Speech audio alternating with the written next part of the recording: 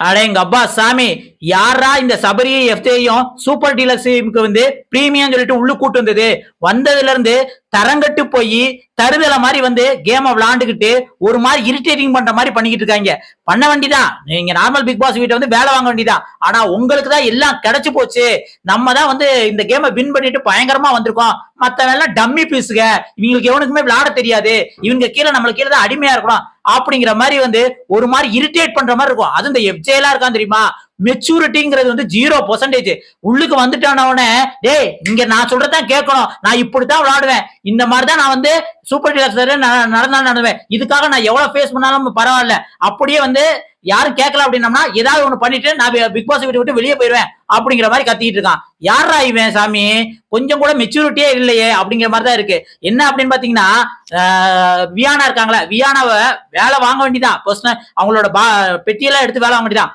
போட்டி போட்டு வியானா வந்து விஷம் சீ போ அப்படின்ட்டு கேவலமா பேசிக்கிட்டு வியானாவை வேலை செய்ய முடியாங்க. அதுவும் வந்து தப்பு தான், வியானாவுக்கு இங்க யாரும் சப்போர்ட் பண்ணலாம் வரல சரியா, இருந்தாலும் வந்து கொஞ்சம் பொறுமையா சொல்லி அவங்க என்ன சொல்ல வராங்க அப்படிங்கிற மாதிரி இருக்கு. ஒரு பக்கம் எஃப்ஜே வேலையாவறான், அதுங்களையும் வந்து சபரி வந்து இன்னொரு வேலையாவறான், இவங்க ரெண்டு பேர்த்தையும் பழி வாங்குறாங்க பேர்ல ஃபன்னா இருக்க பேர்ல பார்வதி அது ஒரு மாதிரி என்ன பைத்தியம் வைத்தியம் பிடிச்சு போச்சா என்னன்னு தெரியல, பார்வதிக்கு அது வேற மாதிரி விளையாடுது. ஆனா உள்ளுக்கு பார்க்க தீபாவளி என்னைக்கும் ஏதாவது எசக பசக செஞ்சிட போறான்டா அப்படிங்கிற மாதிரி தான் உள்ளுக்கு வந்து எஃப்ஜே சபரி பார்வதி 3 பேரும் பண்றாங்க. ரொம்ப இரிட்டேட்டிங் பண்றாங்க, ரொம்ப சீப்பா வந்து இந்த கேம் விளையாடுற மாதிரி தான் எனக்கு தோணுது. ஏன்னா சபரியோட ஜட்டியை கூட நான் துவச்சு போடுறேன் அப்படிங்கிற மாதிரி வந்து பேசுறாங்க. ஏன்னா பார்வதி முன்னாடி வந்து சபரிக்கு ஆப்போசிட்டா வந்தாங்க, இப்ப அவர் வந்து சூப்பர் டீலர்ஸ்க்கு போனவனே இந்த பக்கம் வந்து வியானாவும் பார்வதியும் நார்மல் ஹவுஸ் போனவனே அப்படியே சபரி காலில் விழுந்துகிட்டு நம்ம தப்பிச்சுட்டு நம்ம சுத்தி இருக்கவங்கள பழி வாங்குறது அப்படிங்கிற மாதிரி வந்து பார்வதி விளையாண்டுட்டு இருக்காங்க. இதனாலும் பரவாயில்ல, இந்த லிவிங் ஹாலில் உட்காந்துட்டு இருக்கல சுத்தி இந்த சோஃபால உட்காந்துருப்பாங்களே, அதுல சூப்பர் டீலர்ஸ்க்கு முன்னாடி வந்து யாருமே நார்மல் பிக் பாஸ் வந்து கால் மேல கால் போட்டு உட்கார கூடாதான்.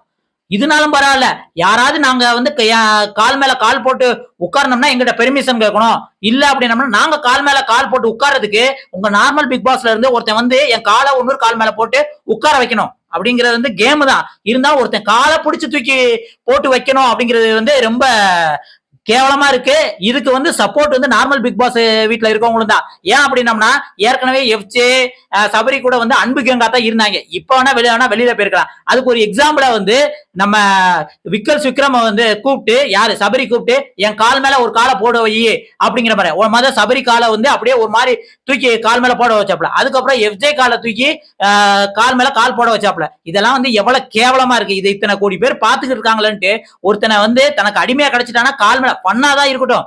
சில பேர் வந்து இது பண்ணு தானே, இது ஒரு கேம் தானே, பண்ணுனாலும் இவ்வளவு ஒரு அசிங்கமா, பண்ணுனா என்ன வேணாலும் எங்க வேணாலும் பிடிச்சி எங்க வேணாலும் பண்ண சொல்லுவீங்களா அப்படிங்கிற மாதிரி தாங்க இருக்கு. அவ்வளவு கேவலமா நடந்துக்கிறாங்க எஃப்ஜே சபரி. கேட்ட கடைசி என்ன சொல்றாங்க, நாங்க இனிமேல் இந்த வாரம் முறை இப்படிதான் இருப்போம், இஷ்டம் இருக்கவங்க விளாடுங்க, இல்லாதவங்க இது பண்ணுங்க. இதனால தலை வேற, இத தலை வேற பாத்துட்டு இருக்காங்க. தலைங்கிறது யாரு, கனி, ரெண்டு பேத்துக்கும் பொதுவானதானே. அவங்க என்ன சொல்றாங்க, வியானா உடனே ஒரு வேலை செய்யல அப்படின்னு உடனே ரூல் பிரேக், இதெல்லாம் ரூல்ல கிடையவே கிடையாது. அதாவது ரூல்ல இருக்க வேலை வாங்கணும்னு இருக்கு, எப்படி பண்ணணும் அப்படின்ட்டு டீலர்ஸ் ரூம் தான் முடிவு பண்ணணும். நீங்க தலை ரெண்டு பேருக்கும் பொதுவானது. அவங்க ரூல் பிரேக்லாம் வந்து நீங்க எஃப்ஜேக்கு சப்போர்ட் பண்ணாதீங்க சரியா.